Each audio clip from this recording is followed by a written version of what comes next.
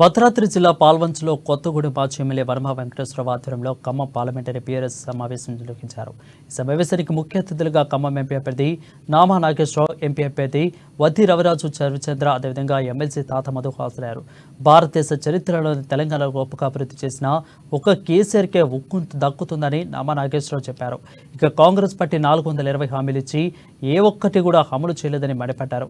ఇచ్చిన హామీలను నెరవేర్చడంలో కాంగ్రెస్ ప్రభుత్వం విఫలమైందని తాత మధు అన్నారు.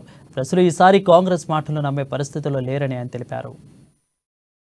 పాల్వంచ రూరల్ సంబంధించిన ముఖ్య కార్యకర్తల సమావేశం జరిగింది. ఈ సందర్భంగా కార్యకర్తలందరికీ కూడా ఎన్నికల ప్రచారం ఏ విధంగా జరపాలనే దాని మీద దిశానిర్దేశం చేయడం జరిగింది. కార్యక్రమం మాతో పాటు నామా నాగేశ్వరరావు గారు, వద్దిరాజు రవిచంద్ర గారు, పెద్దలు వర్మ వెంకటేశ్వరరావు గారు కూడా పాల్గొనడం జరిగింది.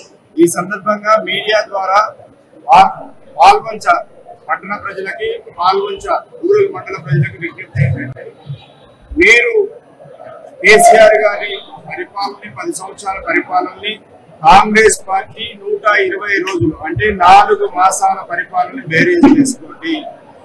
సంక్షోభంలో ఉన్న తెలంగాణ ప్రాంతానికి విముక్తి కల్పించి రాష్ట్రాన్ని సాధించి కష్టపడి రాష్ట్రం వచ్చిన తరువాత తెలంగాణ రాష్ట్రాన్ని ఒక సంక్షేమ రాష్ట్రంగా మలిచినటువంటి తెలంగాణ సాధన